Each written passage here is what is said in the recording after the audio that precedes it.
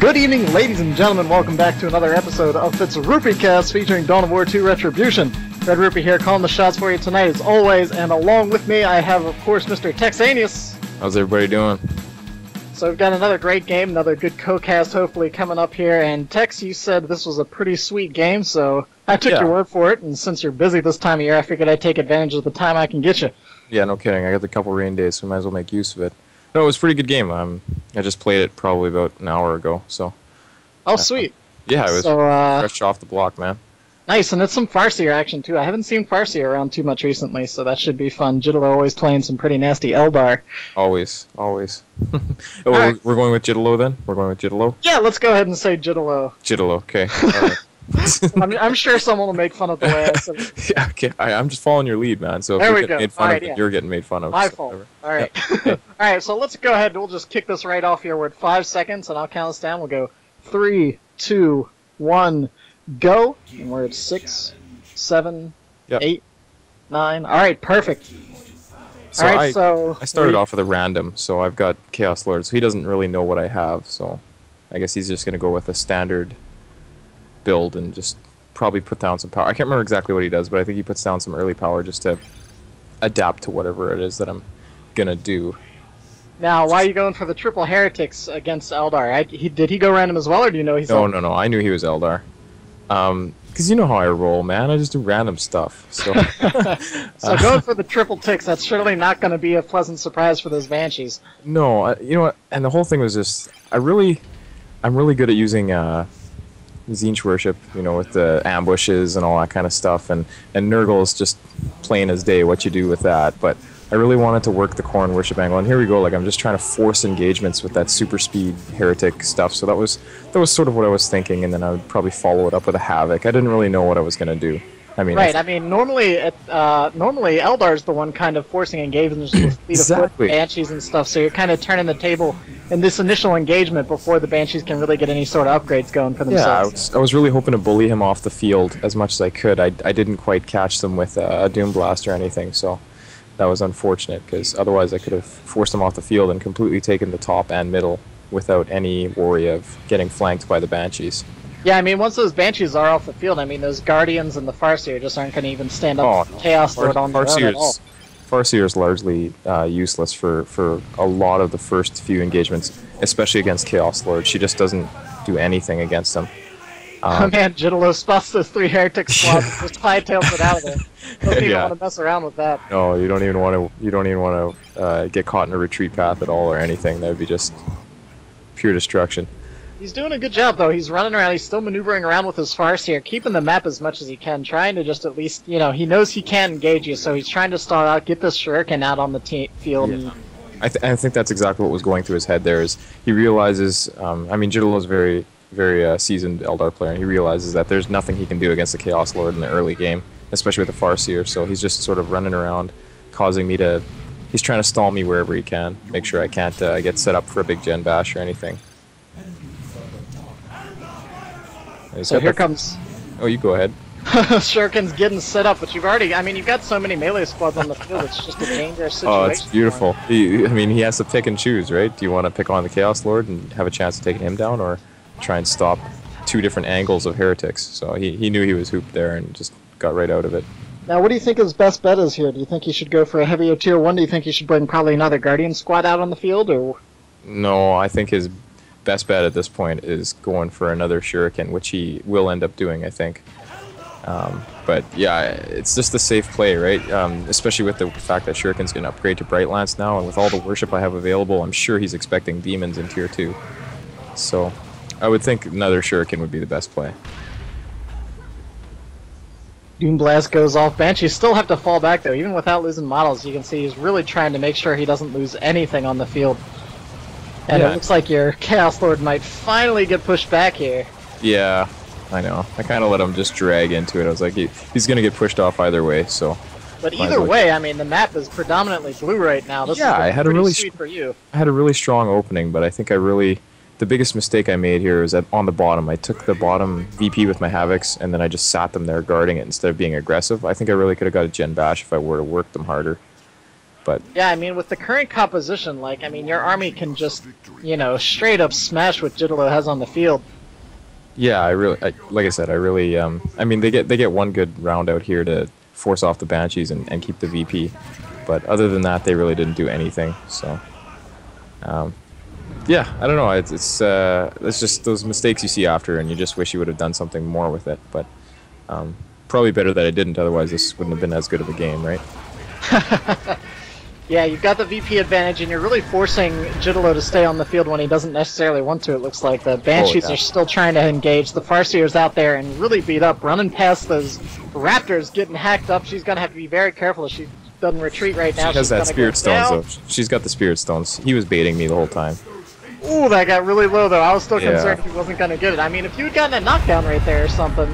I know, that would have been pretty epic, but... no, he was baiting me. I didn't check his war gear, so he successfully baited me there. But I mean, that's a beautiful part of this game too. Is stuff like that when an icon doesn't show up or whatever. I don't think an icon shows up for Spirit Stones. I don't believe so. No. And here's a nice little dodge too. He thought he was going to get a double wipe on my heretics. Nice little sweet grenade. I don't think I let him land a single grenade all game, and he threw one every chance he got. So I was on the ball this time.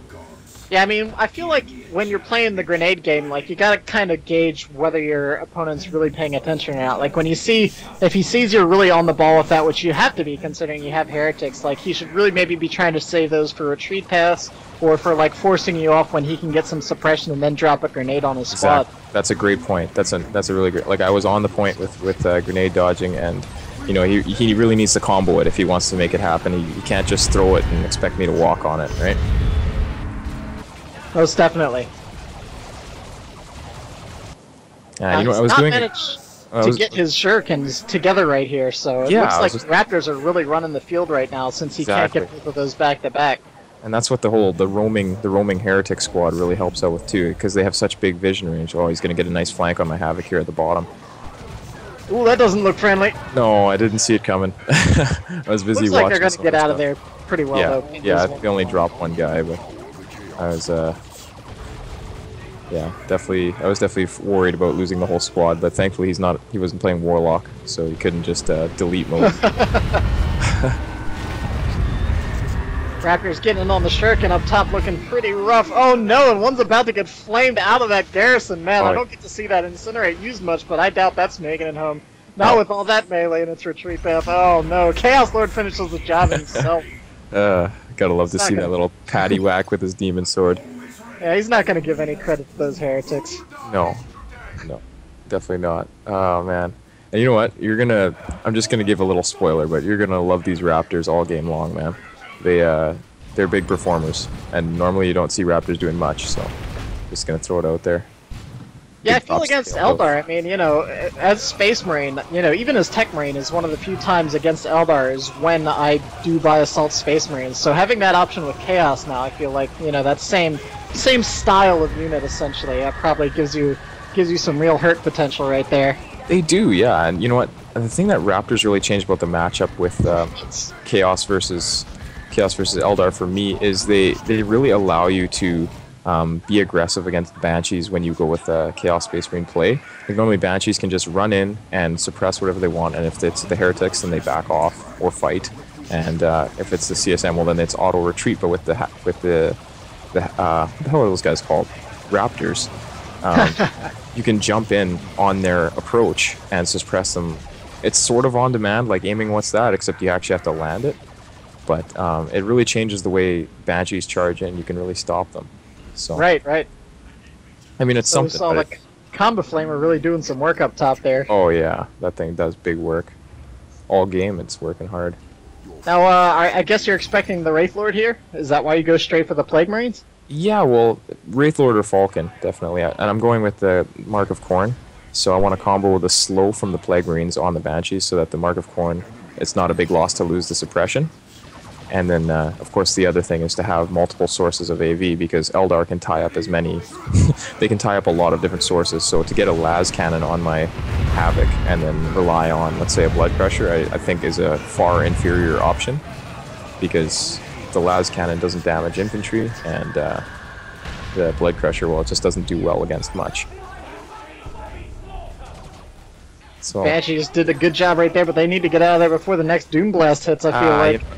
I hit it even, but I didn't have the balls to stick in there because I didn't get Aspiring Champions on either, and you unfortunately just didn't manage to get any model kills. They're fortunate to all still be standing with only 200 HP. Well, and you know what happened is I was fighting the battle 2-on-1, and I didn't realize that he was going to have the X-Arc pop in right away. And that's sort of what I did wrong there, is I should have realized right away he's going to pop the X-Arc, and then he's going to win no matter what.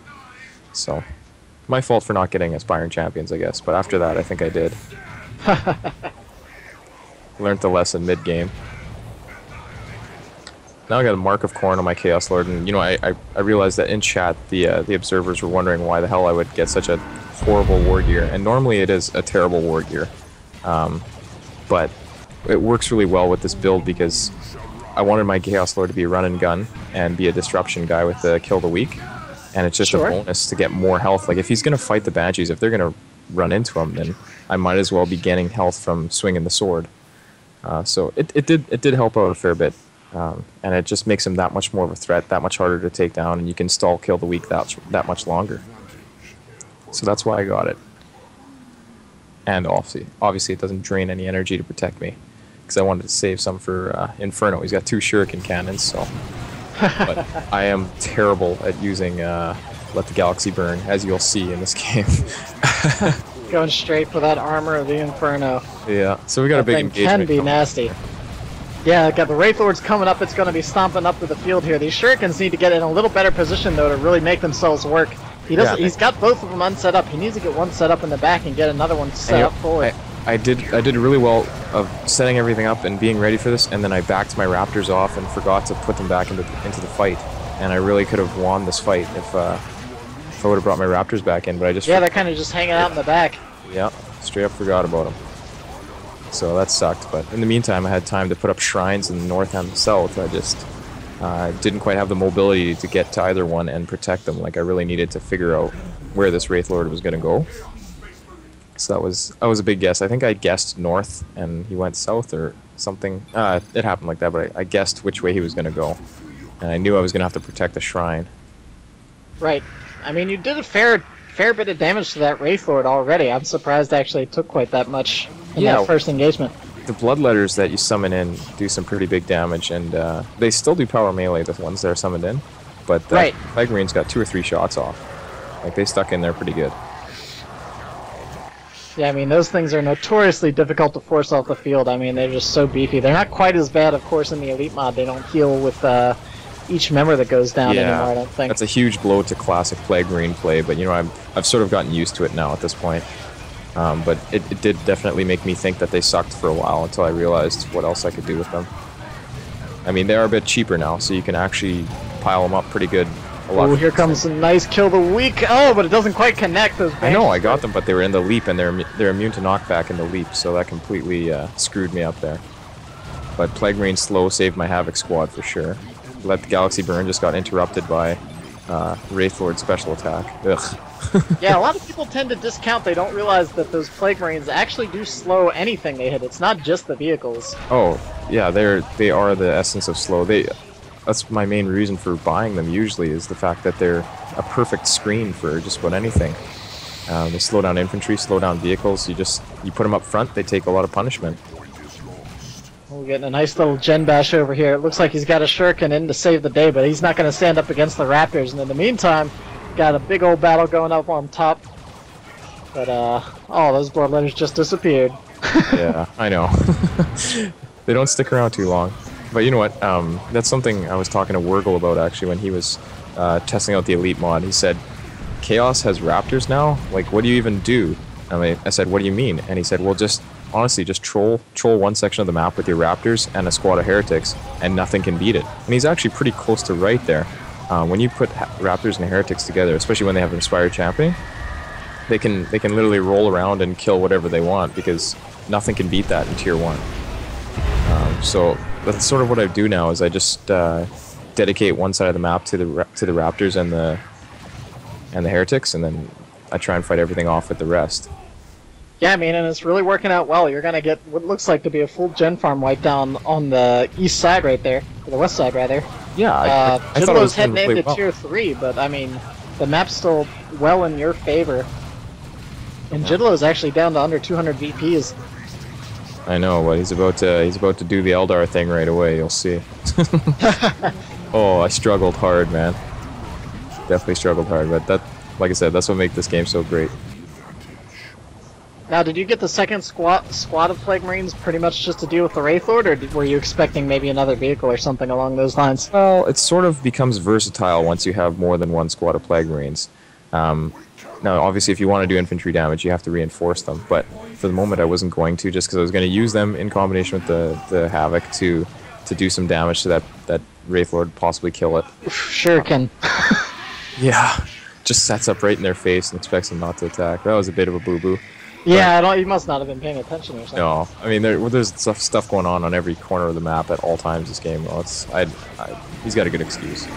But back to the Plague Marines, I mean, it leaves versatility because if I do reinforce them to full once the vehicles are gone, they can still do some serious screening and some serious damage to infantry. So with the Banshees, and I mean, he's always got the option of Seer Council and everything, and so. Yeah, I mean, Eldar's just primarily an infantry-based, army, yeah. So. Plague Marines do really well against Eldar, especially when he's only got one set of Guardians, and Shurikens can't fully suppress Plague Marines because Plague Marines shoot through suppression. So I mean, they're a really good choice at this point. So I have no problems just building more of them.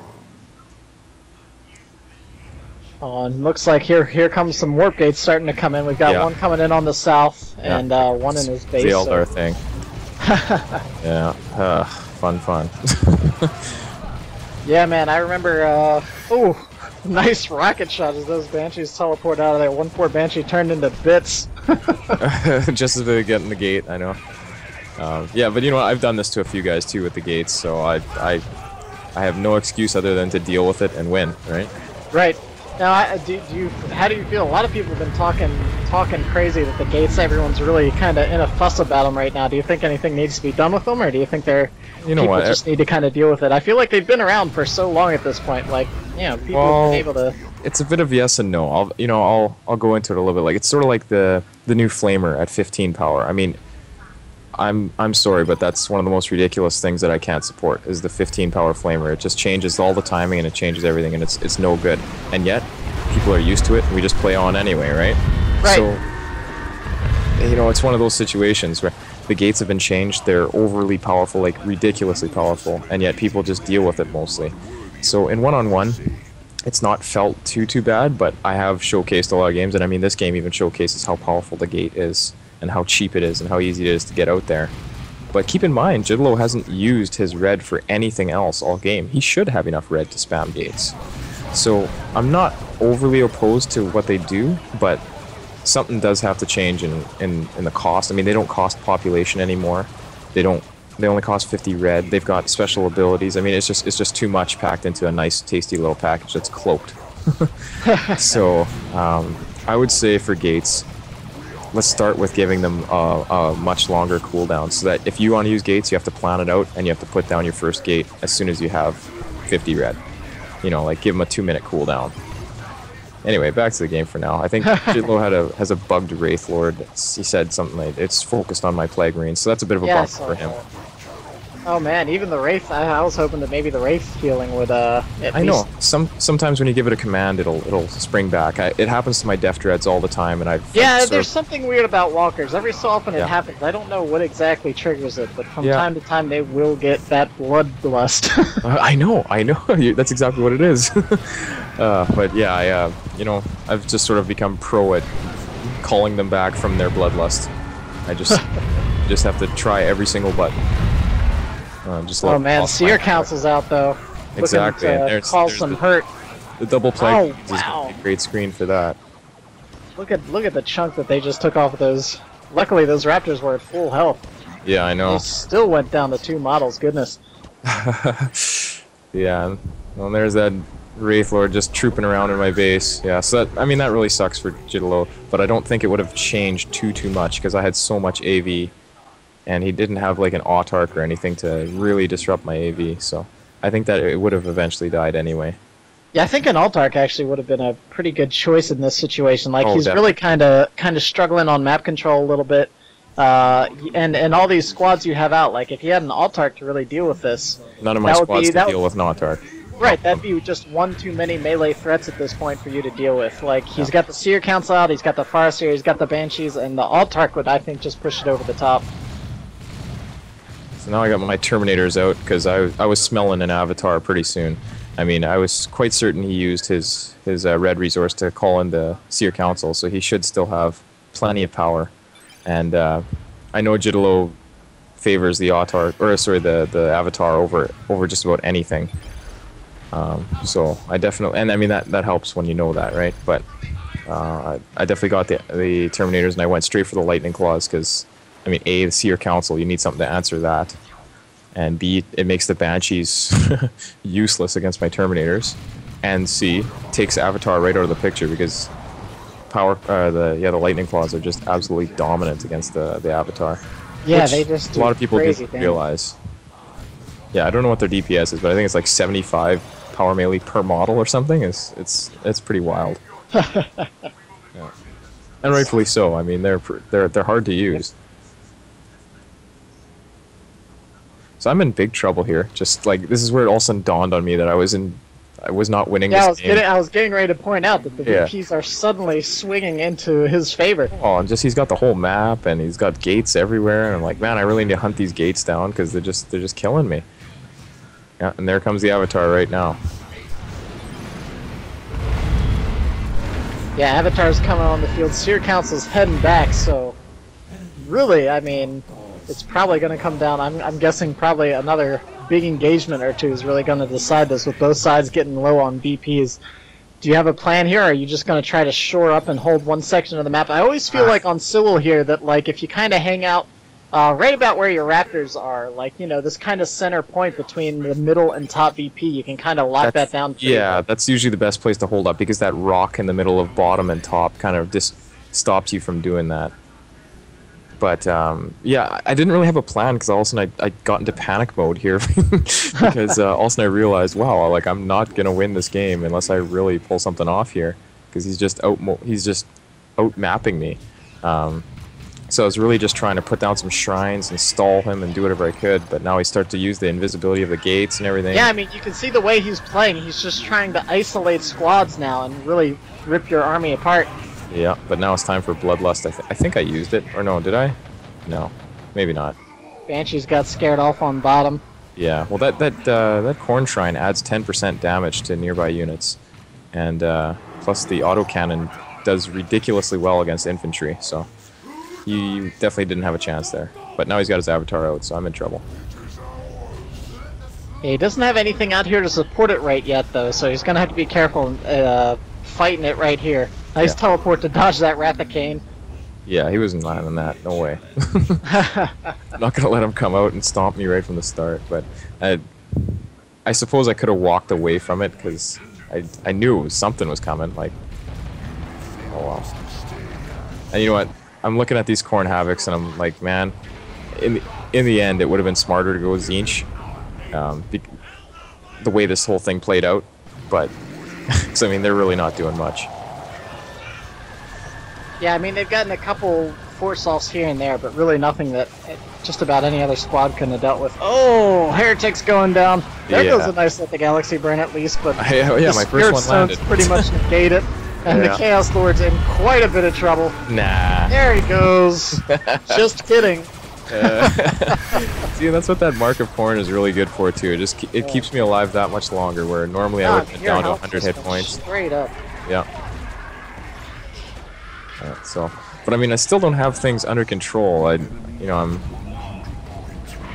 I always have to make this decision. He's always got something with his Avatar, so I always have to choose to force off the cappers first. And I can't actually focus on the Avatar when I really have a valid chance at killing it every time. Oh man, he was very fortunate to get out of there. Popped that fleet of foot and just narrowly escaped with the Exarch. Wow. Yeah. But you got a Predator. One special attack. One special attack would have done it, because I think it has knockback and retreat still. Oh really? I'm not. That's pretty nasty. Yeah, the Terminator knockback on their special attack is just crazy. I think it's 360 and it's in retreat. It's everything. Everything you could ever want to be. But watch this. They're going to shred this guy now. I don't know why I ran away for a second. But... Trying to bait out the the attack, perhaps. But yeah, I mean, look at the chunks just going off of that avatar. Oh, there comes the Wailing Doom. Oh, it actually does like reach a little bit. I know. How stupid is that? It's already easy mode. This gigantic pie, and then they have the audacity to make it reach from behind too. It's very annoying. Remember when it just used to be a straight line?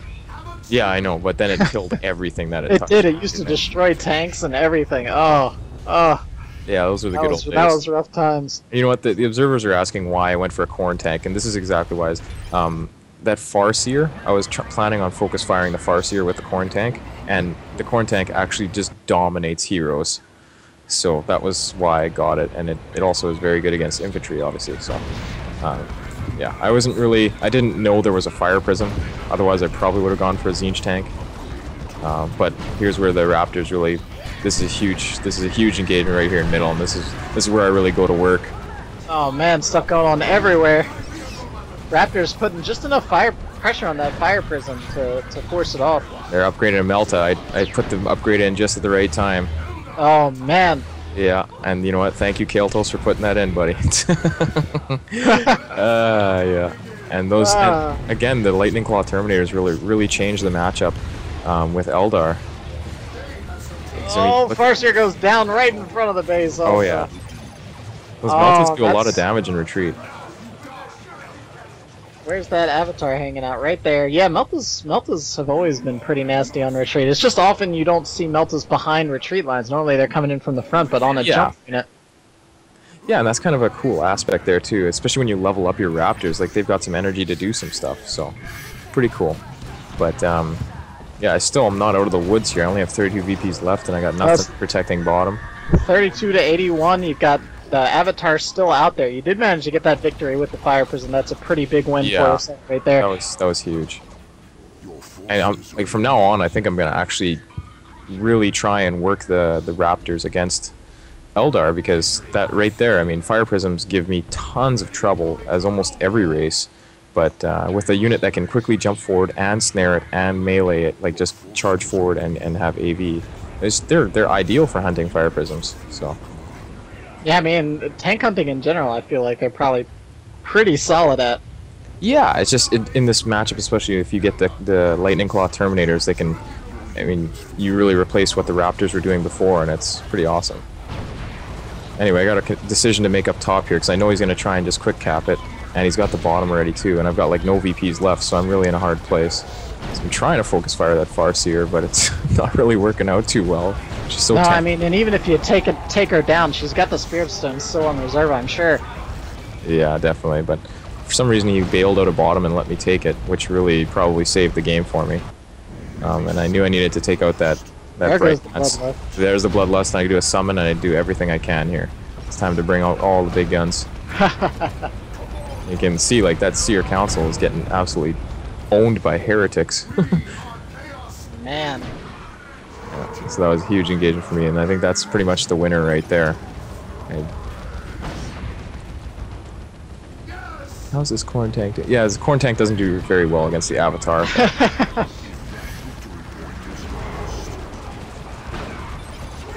Yeah, I mean, from here it's just a matter of stalling and winning, and I didn't really care about losing anything at this point. Just keep him off the VPs. I could care less what he's doing. Yeah, I mean, you've got 2 tanks and Terminators on the field. Like, that Avatar is really not, at this point, going to be able to stand up anywhere.